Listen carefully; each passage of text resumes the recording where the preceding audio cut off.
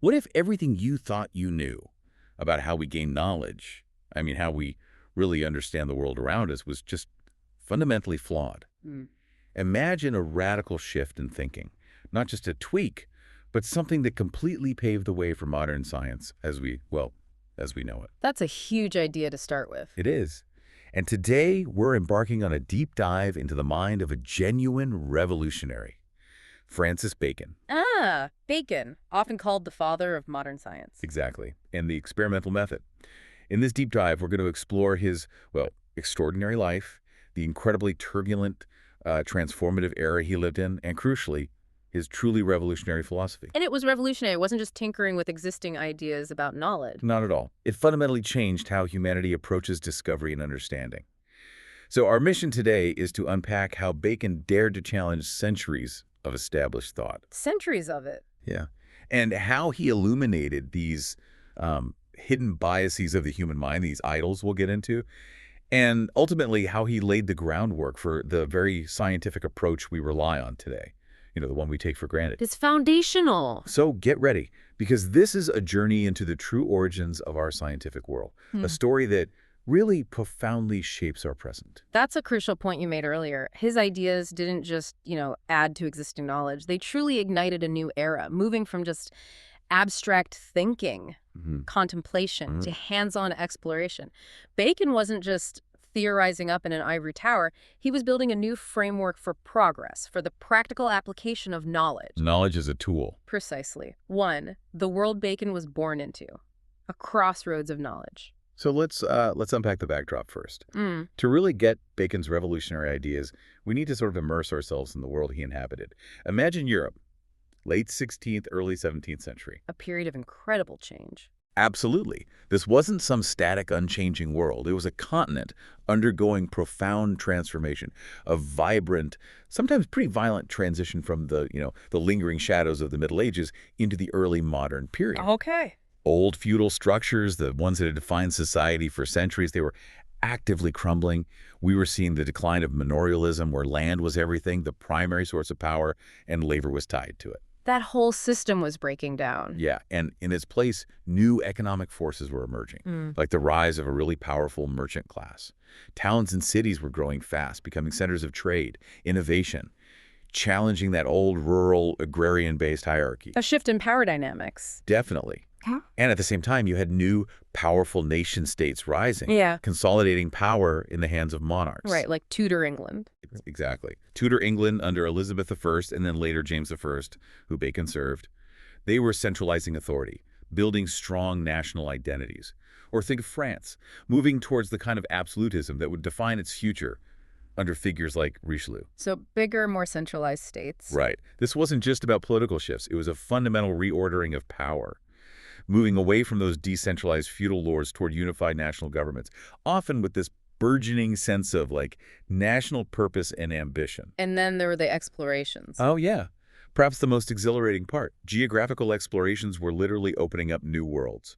The voyages of Columbus, Magellan, and others. They weren't just about discovering new lands. They shattered old worldviews. Completely. Shattered the old maps, the old understanding of the globe. Sailors were coming back with accounts of new continents, new cultures, new plants, new animals, stuff that challenged long-held assumptions about creation, about the diversity of life. That must have been mind-blowing. Totally.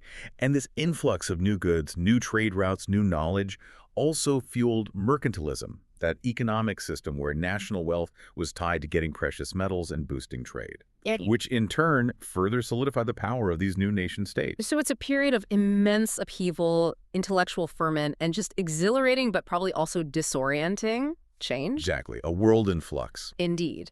And amidst all that social and political transformation, what's also really striking is the intellectual landscape. Now, the Renaissance had already sparked this remarkable human-centered thought, right? And a vigorous rediscovery of classical culture. The explosion of art, literature, philosophy, especially in Italy. Right. Da Vinci, Michelangelo, all that. Precisely.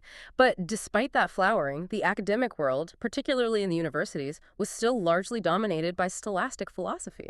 Scholasticism. scholasticism. Yeah, this was a system that had been deeply entrenched for centuries, really reaching its peak back in the High Middle Ages with figures like Thomas Aquinas. Okay, so what was scholasticism, really? Well, essentially, it was built on a synthesis of the Aristotelian worldview, Aristotle's philosophy and science, and Christian theology. In this system, knowledge wasn't primarily derived from, say, direct observation or experimentation. No looking at things. Not as the primary source, no. Instead, knowledge was fundamentally derived from sacred texts like the Bible and ancient authorities, primarily Aristotle himself. His philosophical and scientific writings were revered, seen as almost infallible. So learning was about reading the right books. And reasoning about them. Learning was primarily about deductive logic. You started from generally accepted premises, often divinely revealed or anciently asserted, like all celestial bodies move in perfect circles, and then you reasoned your way logically to specific conclusions. Okay, I see. But the crucial point for Bacon, and for us looking back, was that nature wasn't understood through direct experience, not through, getting your hands dirty and observing it closely. It was understood through texts. Exactly. Through meticulous textual interpretation and intricate reasoning about those texts. The mysteries of nature, the physical world, they were seen as already explained within the sacred texts and the writings of these ancient masters. So questioning those texts was frowned upon. To say the least, stepping outside those boundaries, questioning those established interpretations was simply not accepted. And in some cases, it could even be dangerous, as we saw later with figures like Galileo. Right. So this raises a critical question. How can you truly understand the world if you're not looking at it directly, if you're not engaging with its phenomena firsthand, if your answers are always limited by what someone else wrote centuries ago? Bacon saw this as a dead end. A fundamental impediment to genuine progress. Yeah. That's a crucial distinction, relying on texts versus looking at the world. But even as scholasticism held sway, you said powerful new ideas were already fracturing its foundation. Oh, definitely. The cracks were appearing. Imagine the intellectual tremors caused by someone like Nicholas Copernicus. In 1543, just a few years before Bacon was even born, he published his heliocentric model. Putting the sun at the center. Yeah, not the Earth. A radical departure from the Aristotelian Ptolemaic model that everyone accepted, the geocentric one. Now, it wasn't immediately embraced everywhere. No, it took time. But it definitely sowed seeds of doubt. It put a major question mark over the old system. And then came Galileo. Right, around Bacon's time. And Galileo didn't just theorize, he turned his newly improved telescope to the heavens. He made direct empirical observations that just flat out contradicted the established view. What did he see? Well, he saw moons orbiting Jupiter, which clearly showed that not everything revolved around the Earth. Undermining the geocentric model directly. Exactly. He observed the phases of Venus, which only made sense if Venus orbited the sun, and he even saw mountains and craters on the moon, demonstrating that celestial bodies weren't these perfect, unblemished spheres like Aristotle taught. So direct observations smashing old theories. Precisely. These weren't just new ideas or minor tweaks. They were seismic shifts, empirical challenges to a system built entirely on ancient texts and logical deduction alone. They were proving that just reading old books wasn't enough. You had to look, you had to observe, and you had to test. Absolutely. And you also had Johannes Kepler with his incredibly meticulous work on planetary motion. He showed the orbits were elliptical, not perfect circles. Another blow to the old perfection idea. Another one. So if you zoom out, this burgeoning scientific revolution, with all its empirical findings and observational data, it really forced new ideas about the very source and nature of knowledge. It became increasingly clear that the existing framework, scholasticism, with its reliance on ancient authority and abstract reasoning, well, it just wasn't adequate. Couldn't explain what people were actually seeing. Exactly. It couldn't accommodate the new discoveries that were literally unfolding before people's eyes. Yeah. And it's precisely in this context, this intellectual ferment, this time of profound questioning and new revelation, that Francis Bacon stepped forward. He wasn't just another scholar debating texts. He was arguing for a completely new method for understanding nature and, crucially, for transforming scientific knowledge from just a theoretical thing into something practical and progressive. He saw the need for a whole new approach. He did. He was responding directly and with immense foresight, I think, to the intellectual needs of his time, providing a kind of philosophical backbone for what was already starting to happen in the sciences. 2. The man behind the method. Francis Bacon's life and formative experiences. So who was this person then? This brilliant mind leading such a monumental shift? Francis Bacon, born in London, January 22nd, 1561, and into a family that was deeply, impossibly embedded in the intellectual and political elite of Elizabethan England. Not exactly starting from scratch. No, far from it. His father, Sir Nicholas Bacon, was a prominent jurist and, significantly, Queen Elizabeth III's Lord Keeper of the Great Seal. A very high office. One of the highest legal and political offices in the land, yeah. And his mother, Lady Anne Cook Bacon. She was a leading intellectual in her own right, highly educated, fluent in several languages, Latin, Greek, French, Italian, known for her translations of theological works. Wow, so a real intellectual household. Absolutely. This wasn't just a comfortable home, it was an intensely intellectual environment, brimming with discussions on law, politics, philosophy, religion. This atmosphere was absolutely crucial to his development, his early exposure to the highest levels of thought and power. He was breathing that air from day one. Pretty much, immersed in the very debates that would later define his own revolutionary ideas. And that intellectual immersion continued right into his formal education. Bacon entered Trinity College, Cambridge at just 12 years old. 12? That's incredibly young. Astonishingly young, even for that time. His education there followed the standard classical curriculum: Latin, Greek, logic, philosophy, theology, the staples. The usual stuff. The usual stuff. But what's particularly telling here is Bacon's response to this education. Far from just soaking it all in, Bacon found this traditional curriculum largely inadequate and, crucially, inherently scholastic. He didn't like it. He wasn't just bored, he was deeply critical.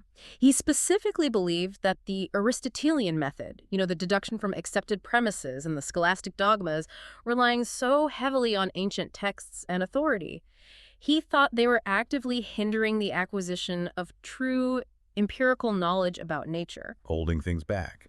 Exactly. He saw them as intellectual shackles, preventing genuine discovery because they didn't encourage direct observation or experimentation. For instance, instead of actually studying how objects fall, a scholastic might just meticulously debate Aristotle's writings about motion. Right, arguing about the text, not the phenomenon. Precisely. And this early, profound critique of the established system, formed during those formative years at Cambridge, it wasn't just some youthful rebellion. It really shaped his entire philosophical journey. It fueled his lifelong quest for a better, more effective method of understanding the world. You could say it was the spark that ignited his intellectual revolution. Okay, so after Cambridge, where he clearly formed these early critiques, he went back to London for legal training. Yes, a common path for ambitious young men from influential families then. Right. And thanks to his sharp legal mind, which he honed, and let's be honest, his undeniable family influence. That certainly didn't hurt. No. His political career ascended pretty rapidly. He got into Parliament in 1584, still a young man, and just steadily climbed the ranks. He eventually held some of the most significant roles under King James I, ultimately becoming Lord Chancellor. The highest judicial officer in England. Exactly. So he was this multi-talented individual, brilliant jurist, legal mind, but also a shrewd statesman, deeply involved in the machinery of government. A powerful figure. But his political life, despite that brilliance and rapid rise, it was apparently fraught with challenges, complex intrigues. Well, it was Elizabethan and Jacobean England. Court politics were notoriously tricky. True. Like, he notably served as an advisor to Robert Devereux, the Earl of Essex, Queen Elizabeth's favorite. But when Essex later rebelled against the Queen, Bacon, despite their past connection, actually took part in his prosecution. Ouch. That shows the complexities, the shifting loyalties. Yeah, it demonstrates the treacherous nature of court politics back then. Fierce rivalries, fortunes turning on a dime. Navigating that world required immense political skill, and even then, things could go wrong. Indeed. And this brings us to, well, an important question about the practicalities and, frankly, the ethical complexities of his life and career, especially in such a turbulent political climate. In 1621, after years of navigating those treacherous waters, he was accused of bribery. Bribery. The Lord Chancellor. Yes. Now, it wasn't perhaps an uncommon charge in an era where the lines between gifts, patronage, and outright corruption were often blurry. But the accusation against someone as prominent as Bacon was still a massive scandal. It led to a very public court trial that ultimately resulted in his impeachment. It ended his political career abruptly and, well, inglorious. So he was found guilty. He admitted to accepting gifts, though he maintained they didn't influence his judgment. He was fined heavily and imprisoned briefly in the Tower of London, though the fine was later waived and he was released. A dramatic fall from grace. A poignant and somewhat tragic end to a powerful public career. However, in a strange twist of fate, this downfall had an unexpected benefit. Oh. It effectively freed him.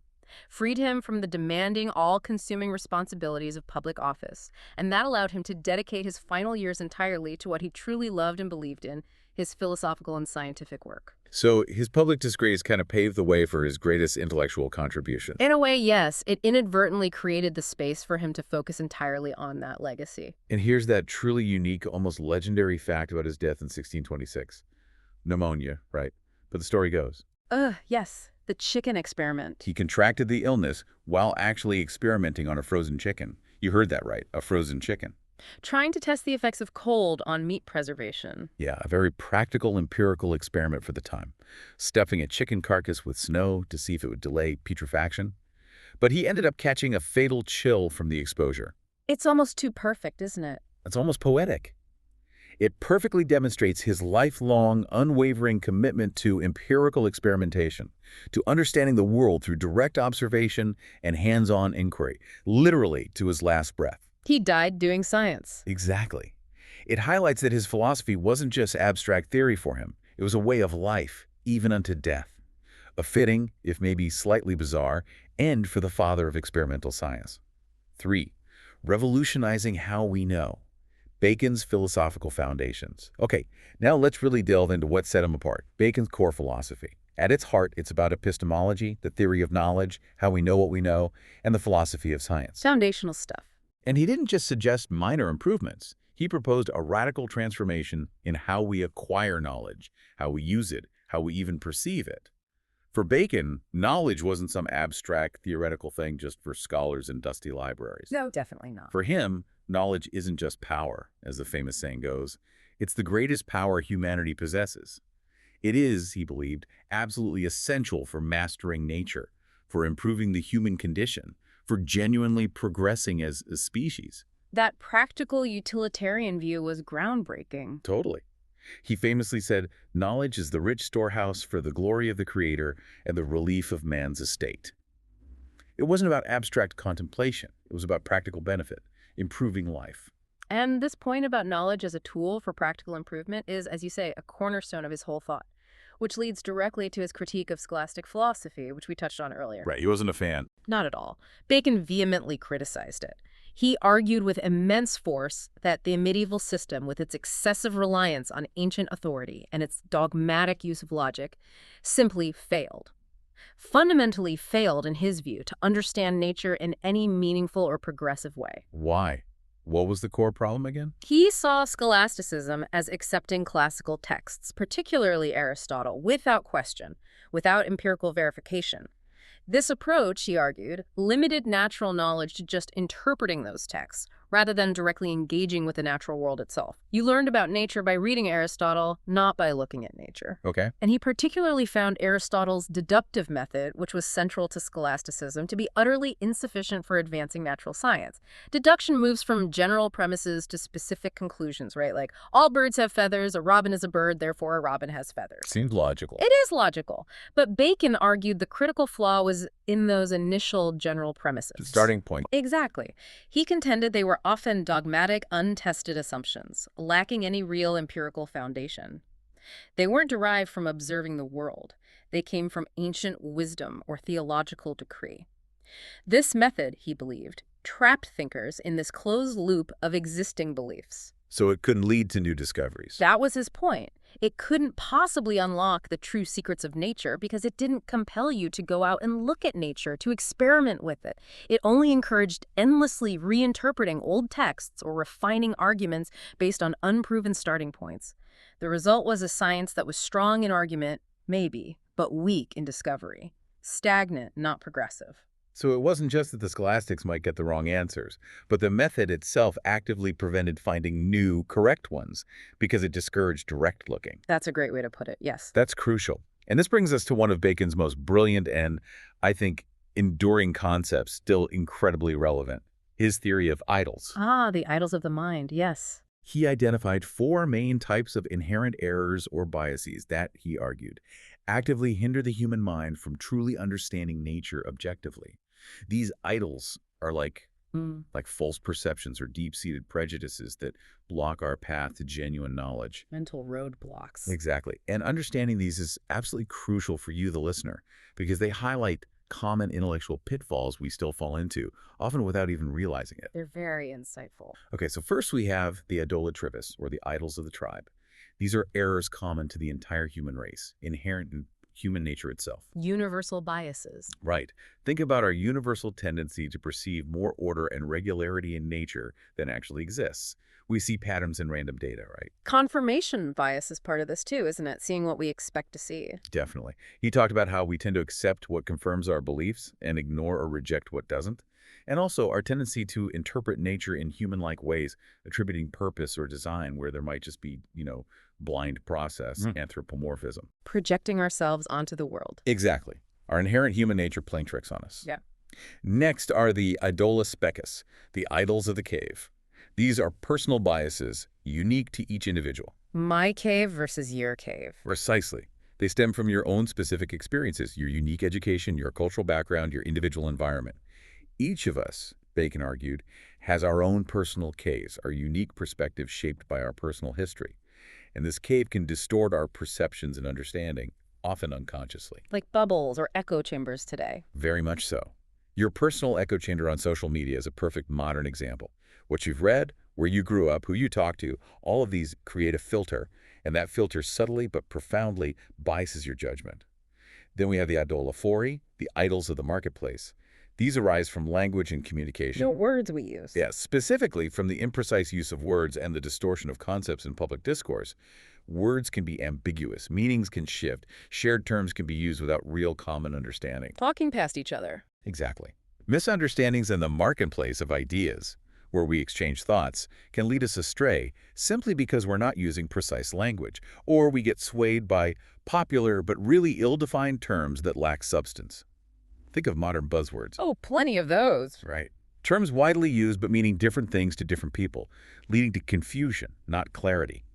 Bacon saw the danger in sloppy language, hindering clear thought. And finally, maybe the grandest ones, the idola theatri, the idols of the theater. The big systems. Yeah. These are the errors stemming from false philosophical systems, long-standing dogmas, traditional, unchallenged doctrines. Bacon saw these as elaborate, staged performances of truth. Like watching a play. Exactly. Like watching a play where the sets and scripts are based on incorrect theories or old, popular, but fundamentally flawed teachings. These are the established ways of thinking, the accepted paradigms that, despite their errors, hold sway just because they've been performed and accepted for so long, often by respected authorities. Received wisdom that isn't questioned. Precisely. Unquestioning acceptance of a particular economic theory or uncritical adherence to certain historical narratives, or even following popular management fads without checking the evidence. These are all examples of the idols of the theater at play today. Bacon urged us to actively question these established performances of truth, not just accept them because they're traditional or widely believed. That's such a powerful framework. And Bacon's emphasis on these idols was revolutionary because it highlighted the inherent subjectivity, the potential for error in human reason itself before you even start looking at the world. Right, the problem starts in our own heads. Exactly. He emphasized that scientists, philosophers, really anyone seeking true knowledge, must consciously recognize and actively work to overcome these idols. Science, he argued, must strive to reduce the influence of these deep-seated biases to reach genuine, objective knowledge. It was a call for intellectual humility, rigorous self-awareness, a foundational step before any real scientific work could even begin. Humility and self-awareness, key ingredients. Absolutely, and it raises that important question, still incredibly relevant. How often do you, the listener, think these idols influence public discourse today? Political debates, media narratives, even your own understanding of complex topics in this information-saturated age. Are we still watching flawed plays, misunderstanding each other in the digital marketplace, letting tribal loyalties dictate what we believe? It's worth thinking about. Bacon's warning feels very contemporary. So given these inherent human biases, these idols, and the clear flaws of the old deductive methods, Bacon argued forcefully that the traditional ways of getting knowledge were just inadequate. broken, essentially, for the purpose of discovery. Yeah. They couldn't move humanity forward. They were too prone to error, too detached from reality. He was convinced that true progressive science could only advance through systematic, disciplined experimentation and direct observation. He wasn't just suggesting it, he was declaring it, the only viable path. Exactly. And the key mechanism for this new path was his championing of the inductive method. Induction, going from specific to general. Precisely. Instead of starting with general principles, often untested or assumed, and then deducing specifics, the scholastic way Bacon advocated moving in the opposite direction. Start with specific, detailed observations, and then build towards general conclusions, principles, or laws. But not just any observations, right? No, absolutely not. This wasn't just casual observation, passively noticing things. Critically, it required careful, meticulous analysis of empirical data. Data that had to be, as far as possible, purged of prejudice, the observer needing to be aware of and minimize the influence of their own idols. Okay. Rigorous data collection. And supported by repeated observations, and ideally controlled experiments.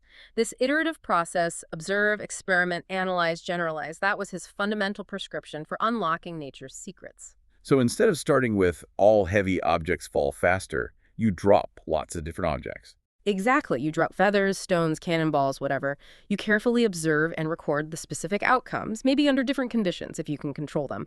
And then, from all that specific data, you inductively try to formulate a general law about how things fall. Knowledge built from the ground up. 4. The blueprint for discovery.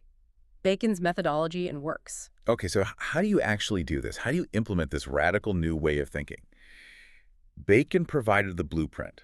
His most pivotal work, the cornerstone of his whole program, was Novum Organum, published 1620. The new instrument. The new instrument. The title itself is just so bold, almost defiant. It directly references Aristotle's Organon, which was the treatise on logic, the established method, for centuries. He was throwing down the gauntlet. Totally. By calling his work Novum Organum, Bacon was essentially proposing a new logic, a new method, one he believes was vastly superior for understanding the world, for acquiring knowledge, for driving human progress, challenging the intellectual framework that had dominated Western thought for nearly 2,000 years.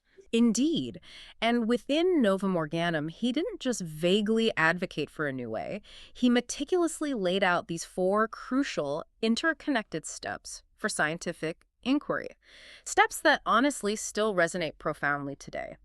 They form the bedrock of what we think of as the scientific method. Okay, what are the 4 steps? First, and absolutely fundamentally, purging the mind of idols. Dealing with those biases first. Yes. Before you can even begin to observe or experiment properly, Bacon argued, you must become acutely aware of and actively work to eliminate the idols, those mental biases, those prejudices we discussed from your own thinking and from the scientific process itself. It's step 1 for a reason. It's the foundational step for clear, objective thinking. Without this initial purification, any observation or experiment that follows will be tainted by our inherent flaws. It requires profound self-awareness, a commitment to intellectual honesty. Okay, purge the idols. What's next? Second, careful and systematic observation. And this isn't just idly looking at something. It means meticulously, repeatedly observing natural phenomena and facts. Diligent data collection. Exactly. Often going back, re-observing, cross-referencing, ensuring accuracy. It's not just looking, but truly seeing and recording with precision, noting every detail, trying to ensure these observations are free from the distortions of our idols.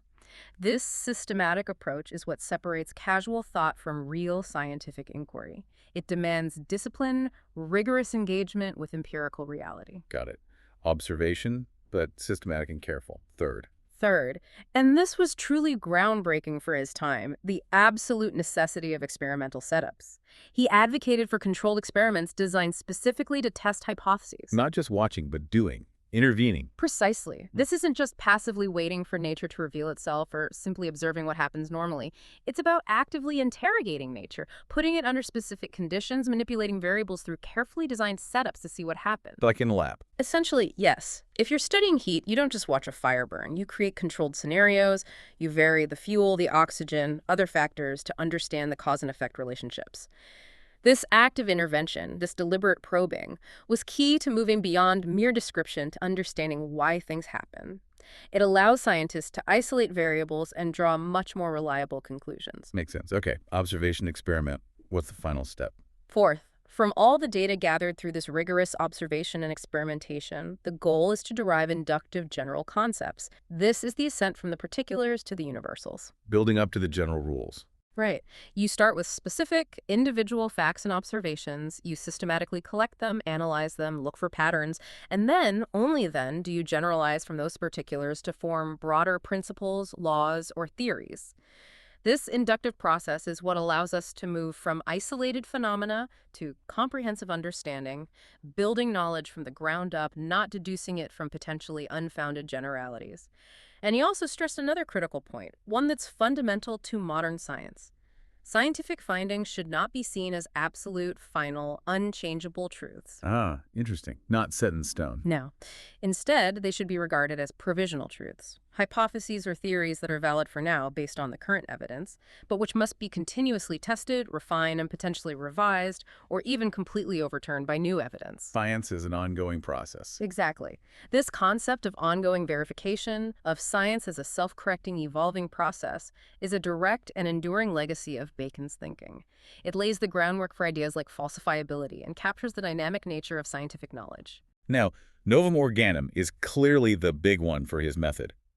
But he wrote other significant works too, right? Ones that show his broader vision. Oh, absolutely. His project was much larger than just the method itself. Like The Advancement of Learning from 1605. What was that about? In that work, he argued passionately not just for how science should be done, but for the need for systematic support and institutionalization of scientific studies. So funding and organizations for science. Yes, he wasn't just talking about individual researchers tinkering away. He was highlighting the huge importance of education, the need for organized bodies to support and spread scientific knowledge. He saw the need for a kind of national commitment to learning, arguing that rulers and states should actively invest in and foster scientific inquiry for the public good. Thinking about the big picture, the infrastructure of science. Precisely. And then there was De Augmentis Scientiarum on the Advancement of Sciences, 1623. Right. That was essentially an expanded version of the advancement of learning, written in Latin to reach a wider European scholarly audience. And it delved even deeper into classifying and mapping out the different fields of knowledge. Mapping out science. Yeah, it was an ambitious attempt to survey all existing knowledge, identify what was known, what was missing, and suggest promising areas for future exploration. It showed his comprehensive vision for a unified scientific endeavor where different disciplines could inform and build upon each other. Very systematic. Very Baconian. And finally, New Atlantis. Ah. That one sounds different. A utopian work, published after he died. Yes, it's fascinating. It's not a dry philosophical treatise. It's a story, a narrative, depicting an ideal society. And in this society, scientific discovery and experimental science are absolutely central to public life and government. Science rules. Well, it guides society for its benefit. It portrays this remarkable research institution called Salomon's House. Salaman's House. Yeah, it's like a proto-scientific academy or a massive state-funded think tank. A grand collective of scientists dedicated to discovering the secrets of nature and, crucially, applying them for human welfare. What did they do there? Bacon envisioned it with different departments, different roles for scientists, some to travel and collect data from afar, some purely to conduct experiments, others to analyze the findings, and still others whose job was to interpret those findings for practical applications, new inventions, cures for diseases, improved agriculture. Wow, that sounds incredibly modern. Like a blueprint for R&D. It really does. It's a powerful visionary blueprint for a society built on rational inquiry and the practical application of knowledge. It perfectly illustrates his deep belief in science serving human progress, from curing diseases to inventing technologies, all flowing directly from systematic scientific research. Science for human welfare. 5. The enduring legacy. Why Bacon still matters to you. So bringing it all together, what does this mean for us today, centuries later? Why is Francis Bacon, this figure from the 16th and 17th centuries, still so relevant? Well, his core ideas are woven into the fabric of our world. Right. His thought revolves around these fundamental concepts that really did set the stage. First, the idols. The profound insight into human bias, the traps of our own minds. Psychologists, cognitive scientists, anyone trying to think clearly still grapples with that daily. Absolutely. Understanding bias is critical thinking 101. Then empiricism, the foundational idea that knowledge comes from experience, from observing and interacting with the world, not just from books or pure reason. The basis of science. His insistence on progress. The idea that science isn't just about accumulating facts, but about using that knowledge for human advancement, for making life better. A very optimistic view of science's potential. And finally, the control of nature leading to technology. His belief that by understanding nature's laws, we can harness them, create tools, innovations, technologies that improve human welfare. These aren't just historical footnotes, are they? They're the pillars of our scientific technological civilization. Exactly, and you can trace his direct influence on the scientific revolution itself in the 17th century. His contributions to the scientific method provided that crucial, practical roadmap for emerging scientists. Like who? Well, think of Robert Boyle. His extensive experiments with gases leading to Boyle's law, that's pure Baconian empirical rigor in action. Or Robert Hooke, with his incredible microscopic observations documented in Micrographia. Even Isaac Newton, while obviously developing incredibly complex mathematical theories, still grounded his work in meticulous observation and experimentation. So Bacon gave them the how-to. In a sense, yes. He gave them a structured approach to inquiry. He encouraged them to look beyond the ancient texts, engage directly with the world, perform experiments, systematically record findings. He essentially codified the approach that allowed scientific disciplines to really flourish, moving from scattered individual discoveries to a more cohesive, progressive, collective pursuit of knowledge. And institutions, too. Yes. His vision for organized science directly inspired the formation of institutions like the Royal Society in London, founded in 1660. They explicitly adopted Baconian principles, experimental inquiry, collaborative advancement of knowledge. He provided the intellectual framework that transformed science into this widespread, collaborative endeavor we see today. And his influence wasn't just in science, right? You mentioned philosophy earlier. Yeah, definitely. His empiricism directly influenced a really profound and foundational line of great English philosophers. It formed the core of what we now call the British empiricist tradition. Locke, Berkeley, Hume. Exactly. Thinkers like John Locke, whose theory of the mind as a tabula rasa, a blank slate. Right. Knowledge comes from experience. Precisely. Locke argued that all knowledge comes ultimately from sensory experience, directly building on Bacon's emphasis on observation as the source of our ideas. Then George Berkeley and David Hume further developed this line of thought, exploring the limits of human knowledge, but always emphasizing the primary role of experience. Their whole theory of knowledge, how they believed we acquire understanding, was built on Bacon's foundation. Sensory experience and systematic observation are primary. A direct philosophical lineage. You can trace it directly. And his idols theory also fostered this new critical awareness in epistemology, the study of knowledge itself. It prompted these later thinkers to scrutinize not just what we know, but how we know it, questioning the foundations and reliability of how we acquire knowledge. And to put this in an even broader perspective, Bacon's influence extended even further. It shaped the very understanding of what science is. Even someone like Auguste Comte, the founder of positivism in the 19th century. Positivism. The idea that only knowledge confirmed by the senses, by empirical data, is genuinely valid knowledge. Comte's positivist understanding of science has its clear roots right back in Bacon's experimental and inductive method. Wow.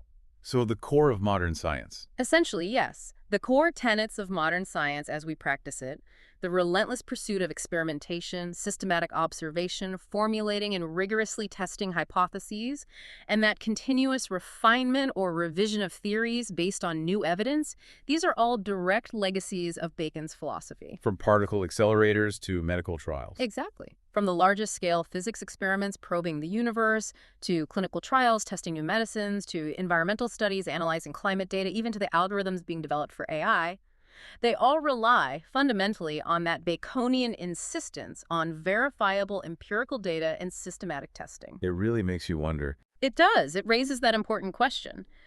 Could we possibly have achieved the breathtaking scientific and technological advancements of the last few centuries, medicine, space travel, the digital age, biotech, without Bacon's foundational revolutionary shift in thinking? His ideas feel truly indispensable. Outro.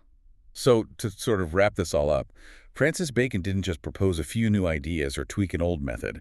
He radically transformed our understanding of knowledge itself. A fundamental shift. He dared to break from centuries of entrenched scholastic dogma, that system favoring ancient texts over direct experience.